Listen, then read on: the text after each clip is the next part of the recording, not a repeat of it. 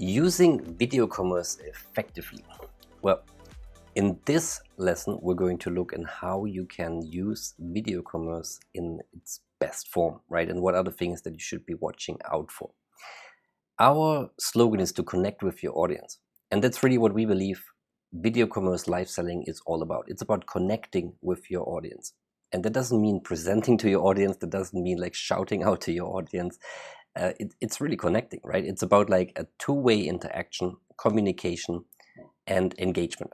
And I think that's kind of like, I keep using the word engagement, but that's really what it comes down to. It's about like interacting and communicating with people in real time for you to have the chance to answer their questions and sell your products, right? And that kind of like builds trust. And I mean, that's essentially what we're doing here with video commerce and live selling, is to do the same thing that we would do in a store.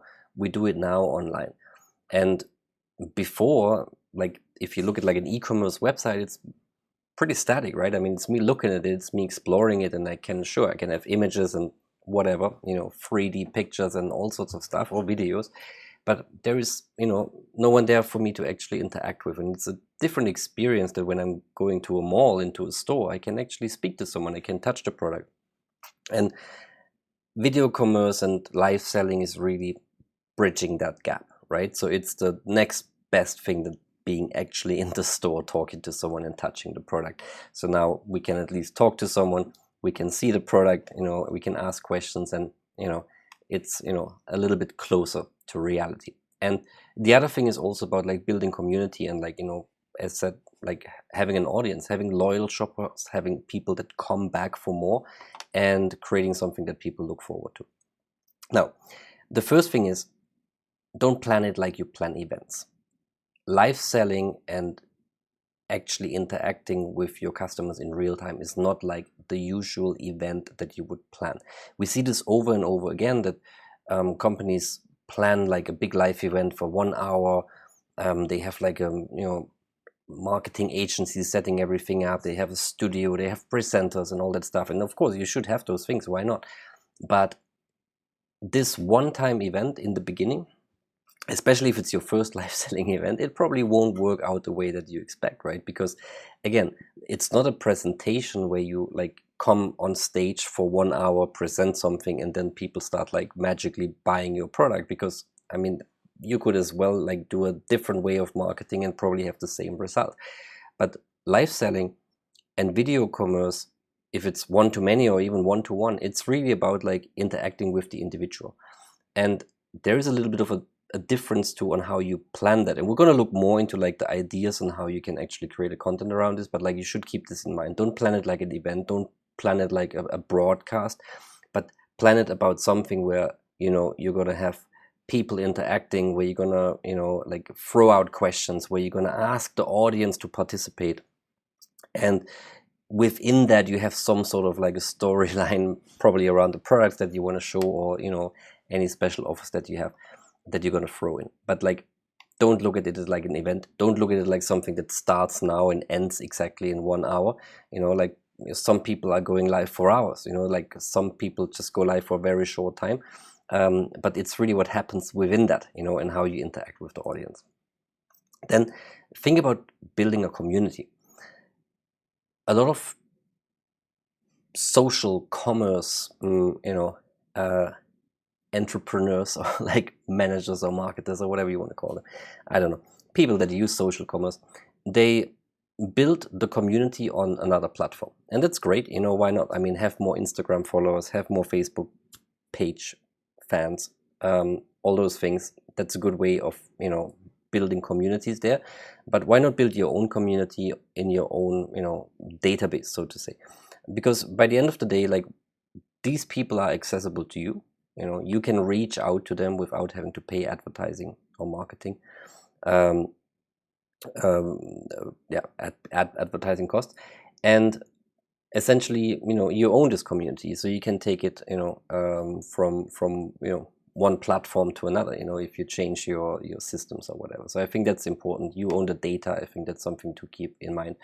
And again, don't see it as a marketing tool where you reach out to always, new people, but like you build this community of shoppers that actually look forward to the next time when you go live, because they like the content and the information and the engagement and the fun that you bring to the live, right? So that's how I would look at it. And then this community will grow and they will invite other people and it's going to be fun, right? So I think have a think about this on how you build your community. Then simulcasting and restreaming to other platforms is super important, right? So like, why not stream to Facebook, Twitch, YouTube, Instagram, TikTok, and whatever other platforms you have at the same time? This is how you increase your reach. So instead of just like broadcasting on one social network, you can broadcast on all of them, and on your website, and on your WhatsApp group, and on your Telegram group, or whatever you have, and send it out as an email shot. So use this functionality, to like be live in many platforms, and then take people back from those platforms into your website, into your e-commerce store, where they can continue watching the live stream, and now they have exposure to all the other products and to your entire nice little presence that you've built there. And of course, this is one of the strengths of Flux Panda, what we can do in order to help you with the software. Now, the other thing is engaging, chatting, and making your audience participate in the live. And again, this goes back to the point that this is not a presentation. Of course, you can prepare it like a presentation, but like within, you should always take a breath and like look at what is happening. What are people saying? Do they like something? Do they throw you hearts? Like thank them when they're joining, thank them when they purchase something, and really make them feel that they're in the same room with you, because that builds trust, right? And that's what we want to do. Then the frequency is also important, right? It's not just one thing that you do once a month and then you can expect like a huge number of sales. I wouldn't look at it like this. Some people can do, right? If you maybe like some famous mobile phone manufacturer, you can do that kind of like keynote presentations and people go crazy about it. But I think that's not the point of live selling, right? Because it's about individual or communicating as individual as possible with as many people at the same time, right? So you have a lot of people watching, but some of them are going to interact and other people are going to watch this interaction. And I think that's really what it's about. So that's why frequency is important. You can go live once a week. You can go live, once a day. Who knows? It really depends on how often can you go live, right? How much time can you put into this, and what are the returns that you get from it?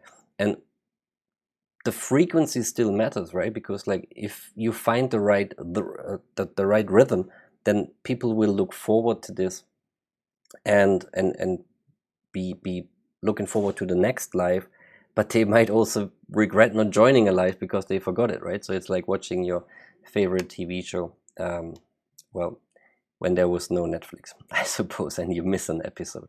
So look at it like this. Then practice and be yourself and like repeat, right? So it's really about that, because people want to like have this connection, and that's when they start purchasing. That's when they start being an advocate for a brand. And I think this is what you want to do.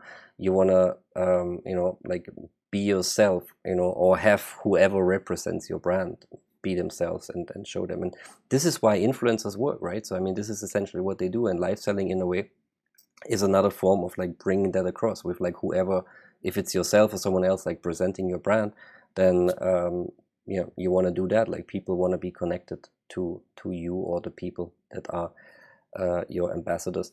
And the whole practice and repetition is quite important also from another aspect, because like there is a high chance of not getting it right the first time. There is a lot of moving things, right? There is like the whole setup, the whole equipment, there is the streaming part, there is softwares to deal with, and like while these things become more and more easy to do, there is still a learning curve. And that's why I don't think you should expect the first live that you do is going to be like a huge success. And we have customers that go live the first couple of times like 15 minutes, and they don't really care if someone shows up or not, right? So like they have maybe some colleagues there, but just to get a feel for it and test it, and like how do I behave in front of the camera and all that stuff. So I think it's important to like ease yourself into it and not expect success from the first time you do it, because that usually doesn't happen. It takes time. It's like practicing something. And then don't forget to sell, right? So because that's what it's really about. It's not just like presenting, but it's also selling, right? So and now you have access to those people. You can see them, you can see their name, you can see when they join. You can like, you know, we have some tools where you can even see what they're doing, you know, maybe like putting something into the shopping cart or something. And now you can start interacting with them, and you can thank them for, like, you know, a purchase. You can say, hey, I see you're interested in this product because they put it into the cart, you know. Then, like, you know, shout out to them, speak with them, get them in there. And you know, again, the practice will show you the best ways on how you can use this tool and this medium in order to convert more and sell more. So that's another very important thing. And the last part is like thinking about after sales, right? Because there is the live, and there is a lot of happening there with like engagement and, you know, like reaching out to those people in real time. But what happens afterwards? Because you collected a lot of data, you know, you knew who came to the live, you know what products they were interested in. Maybe they asked questions about specific products, and, you know, if they haven't purchased yet, then you can use this to reach out to them and convert, you know, and again, like closing the deal. And of course, you can also use the live recording as a marketing tool for, you know, your social channels and all that kind of stuff. So like there's a lot of stuff that you can do. We'll look more into more details of what you can do after the live with the content that you created, with the data that you collected. But start putting this into your mind that there is not just a live, there is also what comes afterwards. And of course, what becomes for the live. But we're going to talk in more details about this.